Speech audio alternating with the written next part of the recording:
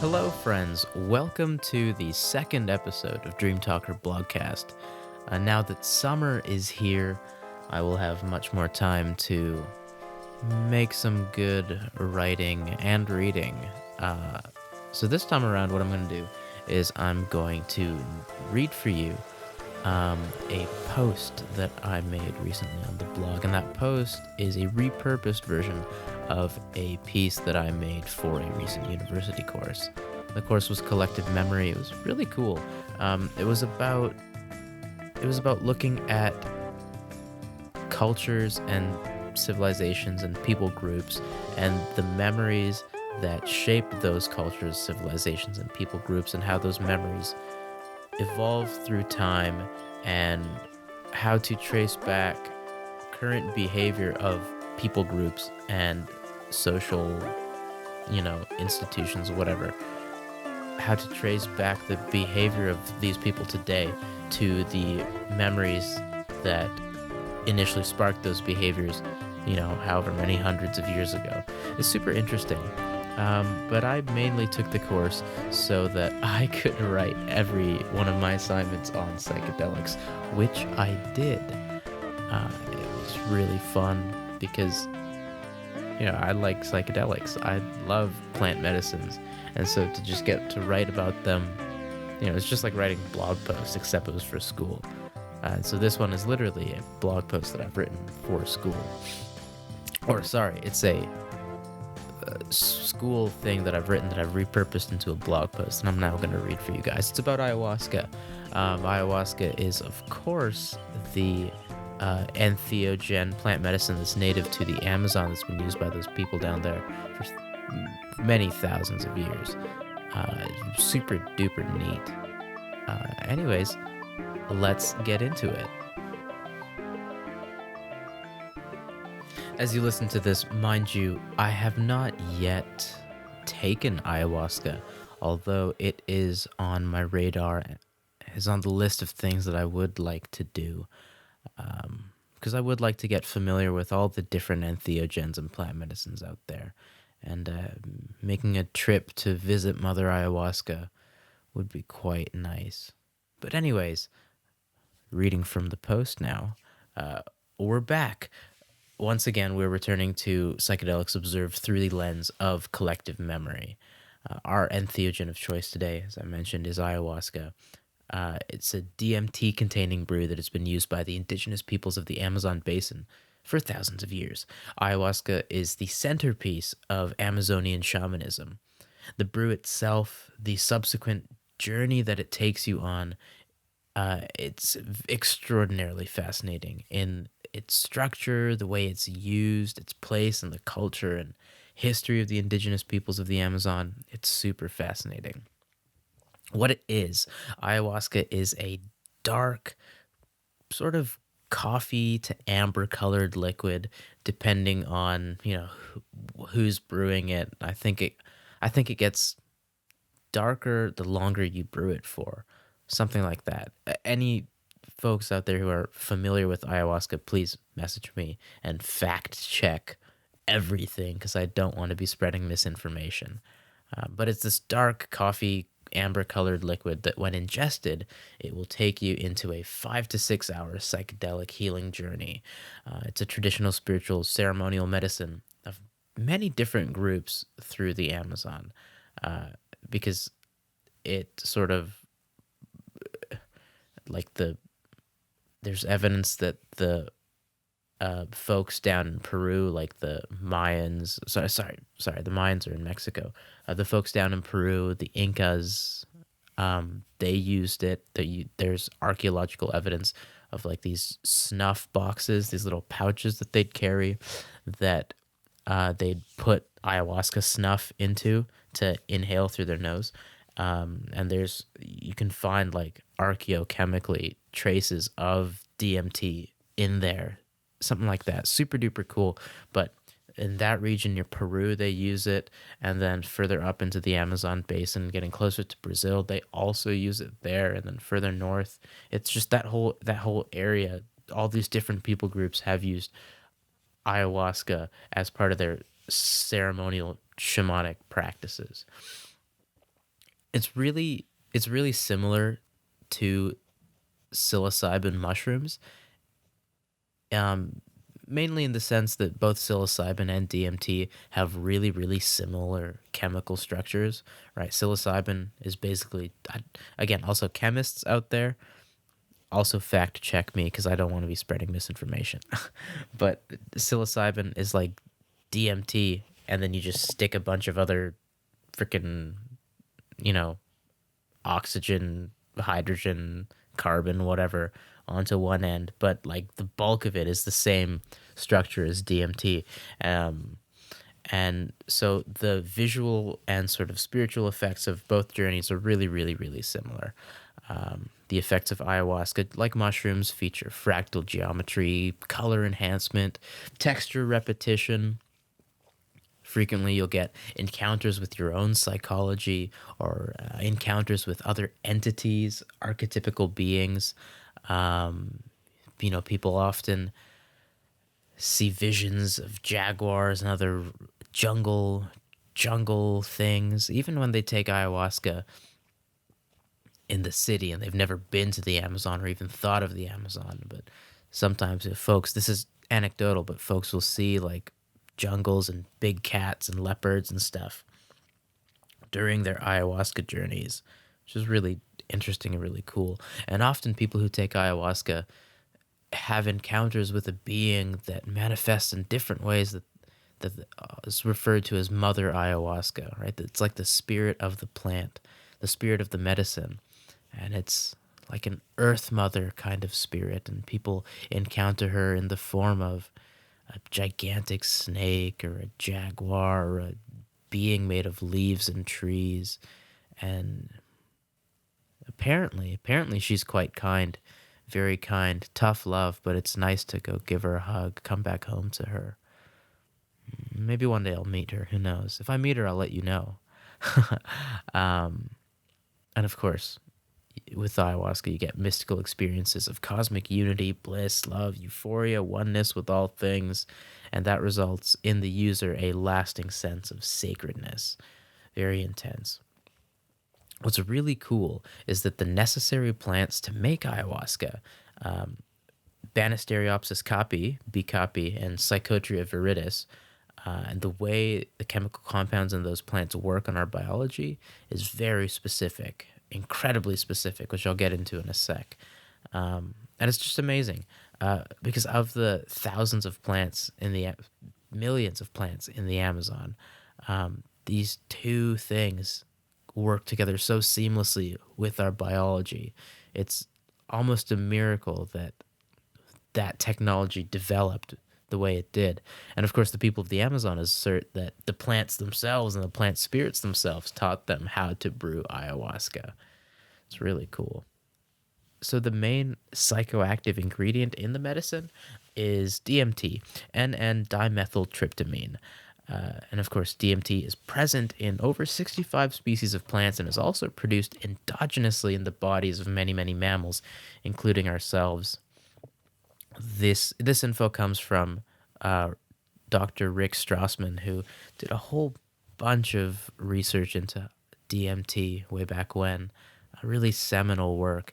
And he found that, I believe it was in, again, always fact check me, but I believe it was in rats, where he found that when rats die, their bodies are awashed with just a flood of DMT, right? DMT catapults you into a psychedelic experience. And so there's lots of conjecture floating around of called DMT, the spirit molecule, the thing that, the thing that facilitates your dreaming and your dream visions. Dreams are very similar to psychedelic journeys. And DMT, some folks say that near-death experiences are sort of an endogenously produced DMT flash, right? People who have taken DMT and report their trips, often their trip reports sound real similar to what's experienced by people who have had near-death experiences. It's really, really, really cool. But dark retreats. Dark retreats. If you dark retreats are something that I've been feeling really called to lately. So I'm gonna try and organize that for myself. And of course, I'll let you all know how it goes. But what dark retreats are is that you go into a dark room for, I don't know, 5 to 6 days, something like that at minimum. People do it for 2 weeks. People do it for 30, 40 days. It's really amazing. And you just go into this dark room. There's no light, no nothing. And all you do is meditate, do some yoga, do whatever. But the main medicine there is the darkness. And what happens is after the third or fourth or fifth day, it's not dark anymore because you get these visuals, these intense DMT like psychedelic visuals with all the beautiful fractal geometry that we know and love, and visions of your family and friends, and encounters with beings and spirits and entities and visionary landscapes and all the rest. But how? But how? One explanation that's proposed is that, when you're in the dark long enough, again, fact check me. I don't want to be talking bullshit. Um, when you're in the dark long enough, your body makes melatonin, right? When you're in the dark, melatonin builds up, and then something happens that either your body starts to make 5-MeO DMT, or the melatonin gets somehow transformed, converted into 5-MeO DMT, because they're also really similar structurally. Something like that. But it's got something to do with the endogenous release of DMT once you're in the dark for long enough. And knowing about those dark retreat practices, it makes sense when you hear stories of sages and spiritual beings living in caves for, years and years and years in the darkness, meditating all the time. Okay, that makes sense. The darkness causes you to have visions. That makes sense. Back to DMT. DMT is the most potent hallucinogen that we know of, and the effects when you take DMT range from your mild psychedelic states to powerfully immersive, life-altering experiences, which are often described as the ultimate displacement from ordinary consciousness, in which users report experiencing ineffable spiritual realms or alternate dimensions. That quote comes from Rick Strassman. Ineffable meaning it's hard to talk about. You can't really convey it in words, right? What you do with words is what I'm doing with words right now is I have a meaning in my mind that I've constructed a box around with my words, and I'm delivering the box to you, and you receive the package, and you open up the package, take out the meaning, and then you consult your own internal dictionary about what that meaning might mean, and then you eat it and you digest it, and then you understand what I mean, right? That's how words work. You take a meaning, you wrap it up in a nice little box, give it to someone else, they unwrap the box, and then they consume it. But there's no box big enough to fit eternity and infinity and God into, and all these wild spiritual experiences. It's hard to find boxes big enough to fit those things into. So it's really hard to talk about with any sort of, any sort of effective way of conveying to whoever you're talking to about what it might actually be like. It's hard to convey to someone what those mystical spiritual experiences are like. That's what ineffable means. It's hard to, you can barely talk about it. It's so beyond your ordinary consciousness. DMT in its crystal form must be vaporized and inhaled. Once it's in your lungs, it enters your blood, shoots up to your brain, and then it binds to your serotonin receptors. I believe it binds to the same serotonin receptors that psilocybin binds to. 5-HTP something or other, I don't know. And it blasts you off into inner space, and in 20 minutes it's over, you're back on Earth. 20 to 30 minutes. It isn't physiologically addictive, and due to its pharmacological properties and the way our bodies processes it, you can't overdose. You can probably overdose. You just have to take a stupid amount of it, like a lot. It's so potent.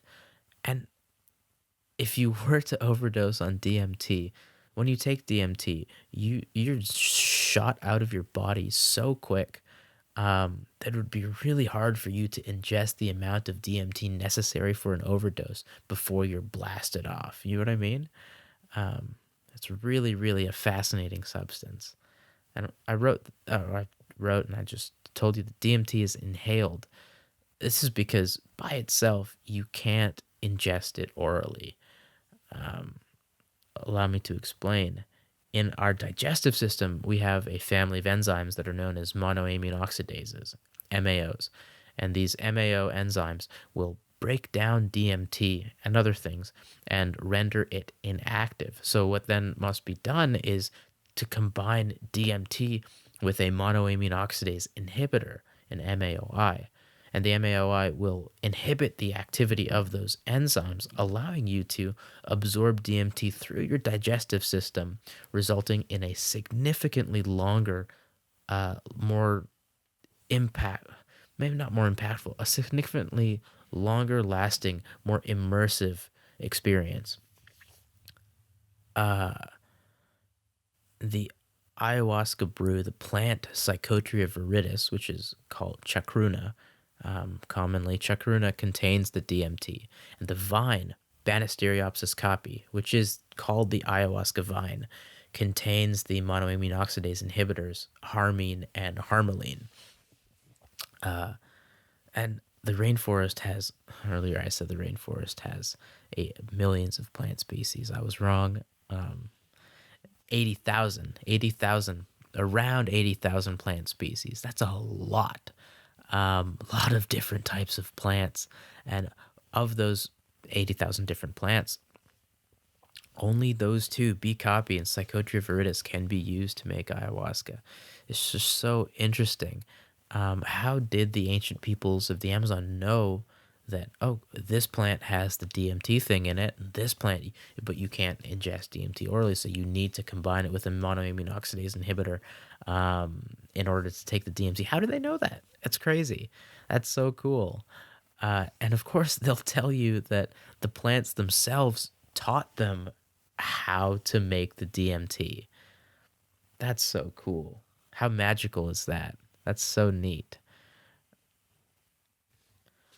In order to understand the role of ayahuasca within the culture and cultural identity of the folks that use it, you've got to understand shamanism and the role of a shaman within a tribe.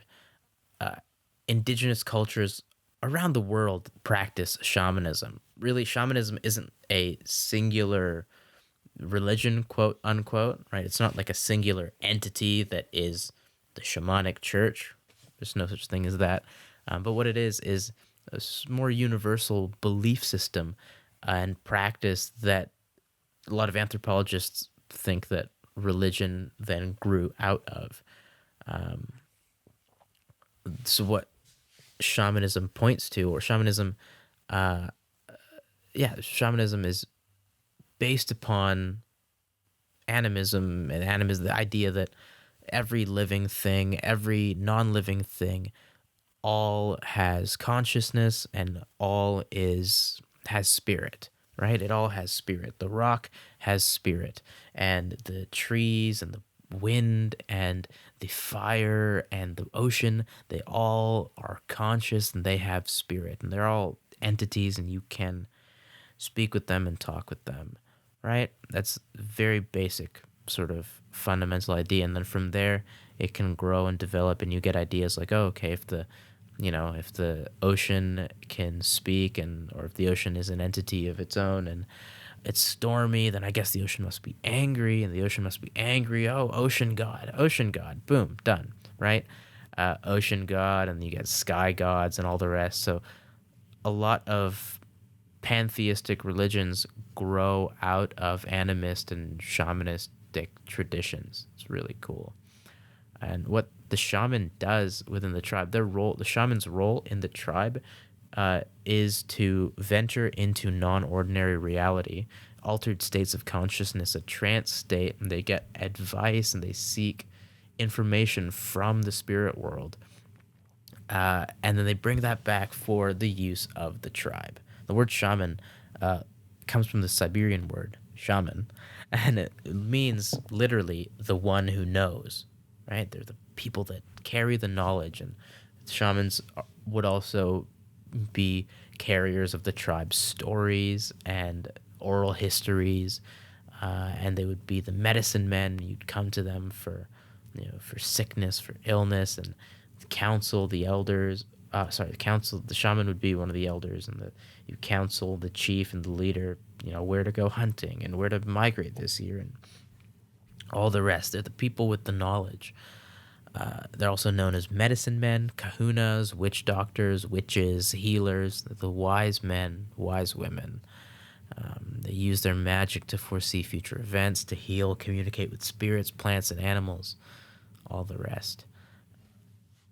To do their shamanic work, they enter trance states, altered states of consciousness. And you can do this by many means. You can drum, you can dance, you can chant, you can take plant medicines, mushrooms, you can take ibogaine, you can lick a toad, all those things. But you enter your ecstatic trance state, and in that trance state, this non-ordinary reality, you have different experiences and encounters that you can then gain knowledge from to the benefit of your people.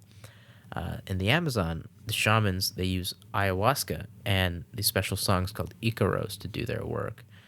It's really, really beautiful. I'll link on the blog, I'll link a video to a recording of some ayahuasca Icaros. There's these beautiful, enchanting songs that are sung for you during your ayahuasca ceremony that guide the whole process. It's really, really amazing. The shaman, with the aid of ayahuasca, helps to bind a tribe together, a tribe that is bound together, that has a discrete and shared cultural identity, is a tribe that can successfully cooperate and survive in a very tough environment like the rainforest. And in the ayahuasca ceremony, the members of the tribe will gather together in the shaman's hut. They'll all drink ayahuasca and they'll sing together. They'll sing the Icaros together. And as they sing, they feel and recognize their unity. And it's really amazing that you have these anecdotal experiences of people having the same exact visions and seeing the same things in their ayahuasca visions as they're singing together in the tribe. The monoamine oxidase present in ayahuasca, harmine, was initially named telepathine by early researchers, which is really, really cool because they found that it seems somehow, I don't know how, but it seems to correlate to these weird synchronistic telepathic experiences. And the mystical experiences that come from drinking ayahuasca, they create vivid feelings of oneness, cosmic unity, love, similar things to a mushroom trip, same things as a mushroom trip. And as the members of the tribe sing together and they enter that visionary state of ayahuasca-induced non-ordinary reality, their minds meld together and you get that telepathic effect and they become as one. And during the ceremony, what they'll do is they'll seek out, in their songs, they'll seek out and discuss answers through the visions and through their songs. And they seek out and come to answers regarding places to hunt, ways to cure sickness, where to locate, new sources of water, for example. They come to decisions that are important about the whole health of the tribe. And these visionary states, they link the folks who experience them to a vast lineage of ancestors who have all taken ayahuasca. So in those mind-melded, altered states of consciousness, a shared cultural identity for the tribe is created because everyone experiences and inhabits the same, quote, structure of feeling, unquote. Structure of feeling is a cool idea from the course that I wrote this piece for. A structure of feeling is like... It's what it sounds like. It's a structure of feeling, different memories and different events and ideas inhabit different structures of feeling. For example, when you think back to your, uh, let's say, grade two class, and there was a really great teacher, and you had some great memories of some great field trips, everyone that experienced those memories will share a similar structure of feeling. The way that their feelings about those memories are structured will be similar. Yes? Or high school, your grad class. Think about your grad class high school memories. You're inhabiting, everyone who's thinking about those same memories will inhabit a similar structure of feeling. Other examples are stuff like cooking. Different culinary traditions exist within different, they feel different structures of feeling. You think about the way that your grandmother cooked, and you'd all get together at a family gathering, and you know those memories, those shared memories, will have a distinct feeling attached to each of them, and that distinct feeling attached to each of those memories is called the structure of is it's the structure of feeling, the way that the feeling is structured in your brains. I'm pretty sure that's how the term is used in the study of collective memory. The class I took was an elective. I did not necessarily retain all the course material. Anywho, what's interesting is nowadays many people from the West, like North America, Europe, are taking ayahuasca. It's almost become a fad. Ayahuasca was really introduced to the West through the work of Dennis and Terrence McKenna. Really amazing guys. I had an opportunity to speak with Dennis last year. It was really cool. Super amazing researcher. You check out McKenna Academy for more of the work that he's doing these days. But really, Dennis and Terrence were instrumental in bringing, and they're really low key too, right? But they're, not people know about Ram Dass and Tim Leary, and Albert Hoffman, and these guys were operating in all the same circles, but more culturally, they're a lot more low key than all those other guys. But they've really been instrumental in bringing these plant medicines, to the West. It's a legendary story.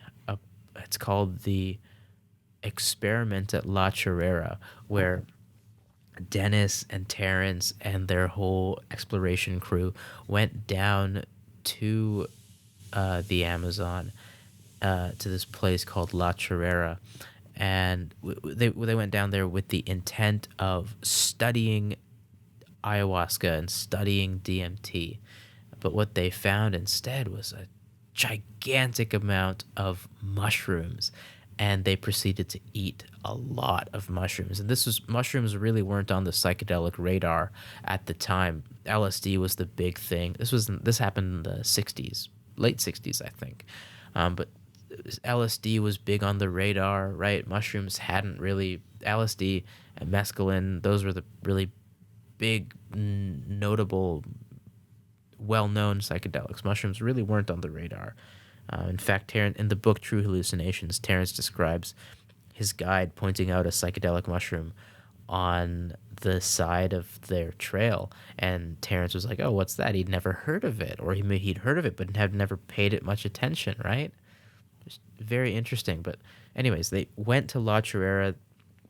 They got there, and rather than finding, they did find the DMT that they had been looking for, the ayahuasca. What they also found were these amazing, gigantic, huge cow pastures that were just covered in mushrooms, because Psilocybe cubensis grows really, it's coprophilic. It likes to grow in cow dung. And they just found a huge amount of mushrooms, and they ate a lot of mushrooms. And they had some weird, freaky hallucinations. And one of Dennis's wild mushroom-fueled ideas was to smoke ayahuasca vine and then eat some mushrooms and then make a throat singing sound like something like that. And you do that, and his idea was that when you do that, the resonance of the sound that you make will align with the vibrational resonance of the psilocybin molecules in your body, and they'll bind to your DNA, transforming you into a human philosopher's stone. That's so cooked. That's so weird. Clearly, right? They were really loopy. Amazing. It's an amazing, amazing, amazing story.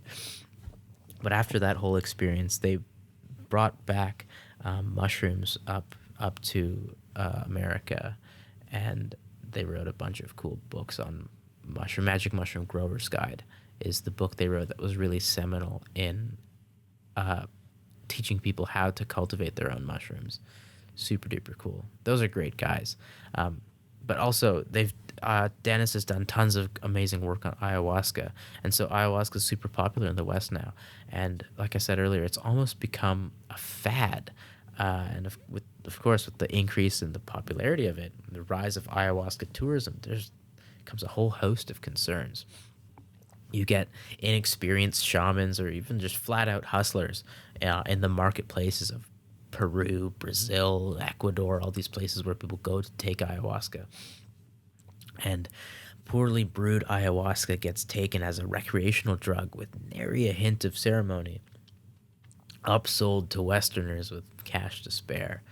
And then you encounter issues of respect. You're respecting the medicine. You encounter issues of perhaps cultural appropriation when these powerful traditional spiritual medicines are commodified and commercialized. And of course, there are legitimate ayahuasqueros. An ayahuasquero is a shaman who works with ayahuasca, makes ayahuasca, administers ayahuasca. There are plenty of legitimate ayahuasqueros, but it's not likely that you're going to meet a legitimate ayahuasquero just by Googling ayahuasqueros in my area, right? It's one of those things where when the student is ready, the teacher shall appear, you know? And there's also plenty of Western folks who have undergone the rigorous shamanic training in order to become a legitimate ayahuasquero. To become an ayahuasquero, you need to do something like 3,000 ayahuasca ceremonies under the guidance of a legitimate shaman, and you have to follow a very strict diet. You have to follow the strict diet because the science, like there's a spiritual reason for it too, a metaphysical reason, which I don't exactly know, but I do know that the monoamine oxidase inhibitor, right, which inhibits those enzymes in your digestion. If you are continually inhibiting those enzymes in your digestion with the ayahuasca that you're drinking, and you're eating a bunch of weird, fucked up, commercialized, processed food and stuff, your body won't be able to digest it as well because you're inhibiting one of the enzymes that it uses to digest things. And so then you can enter a whole host of weird health problems. So to be trained and take ayahuasca regularly, you need to follow a very strict, very clean, healthy diet, as well as doing a whole load of ayahuasca ceremonies. Can you imagine, like, each ceremony is like 6 hours long? It's a long time. You have to do like at least 3,000 of them. Wow. That's nuts. But there are folks who've done that, and so amazing. It's so amazing. And you have to take that many ceremonies so that you can create and get familiar with your own mental map of the spirit world, of your own spirit world.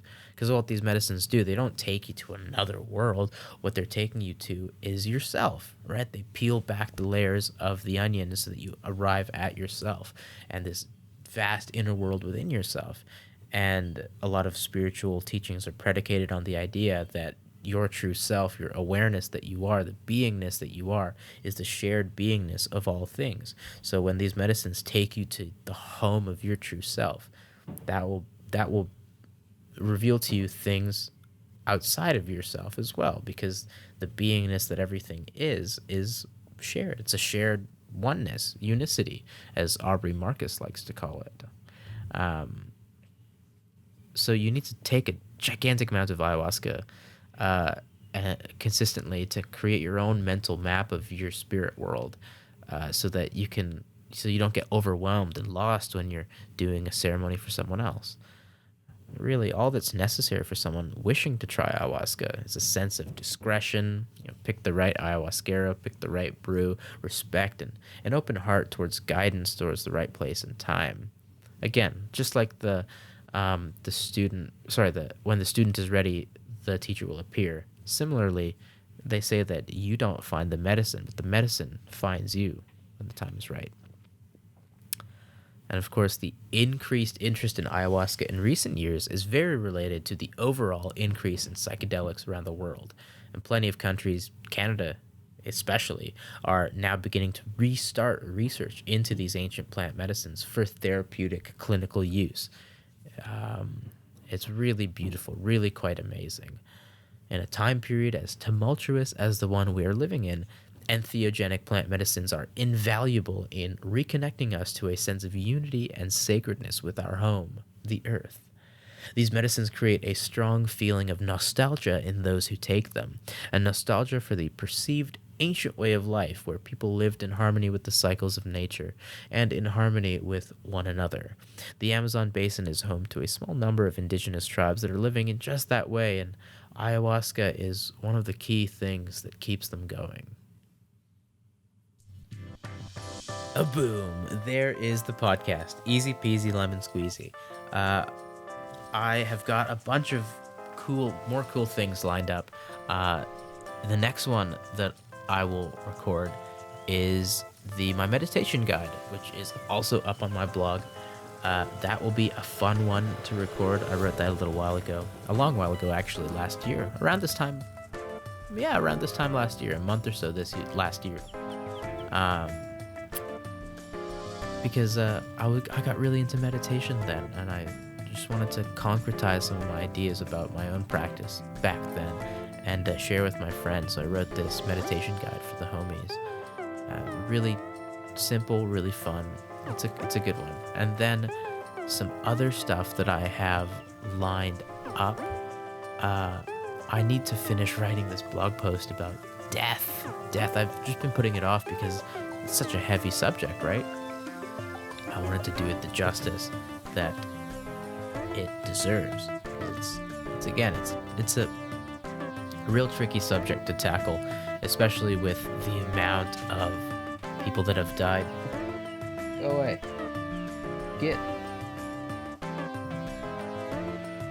That's what happens when you record a podcast in your home. Your little brother. You get your little brother popping in on you.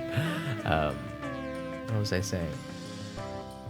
Oh yeah, it's just this tricky subject to cover because there's so many people that have died this year. It's nuts. I don't want to be insensitive to any of them, but that will be a fun one to record. And then some cool interviews that I'd like to do soon with some nature folks around here. Bob from Morel Nature Sanctuary. I love that man. Bob has an encyclopedic knowledge of plants and natural systems and really, really wise advice for the young generation about how to integrate their lives with the earth and be stewards of your own local spaces, local natural spaces. Really, really amazing. I volunteer with Bob at Morel Nature Sanctuary every Thursday. It's a great, great, great, great place. I'm looking forward to that. And there's a few other interesting folks that I'd like to talk to. And of course, dear listeners, dear friends, if you would like to be on, please email me. Or there's a contact me page on the website, or just leave a comment or something. Because again, this is a really new project and I would very much appreciate tons of content, right? Just for fun, just for kicks and giggles. That would be great. And if you know of anyone interesting who's doing really interesting work, be it in fields of spiritual stuff, psychological stuff, nature stuff, anything, gardening, who knows, martial arts, anything interesting that you think would be cool to talk about and shared with a bunch of people, also let me know. I'd love to get in touch with you and get in touch with whoever you'd like me to talk to. That'd be great. Anywho, uh, this has been Dreamtalker Blogcast. I am your host, Jay. Have a lovely, lovely day, my friends.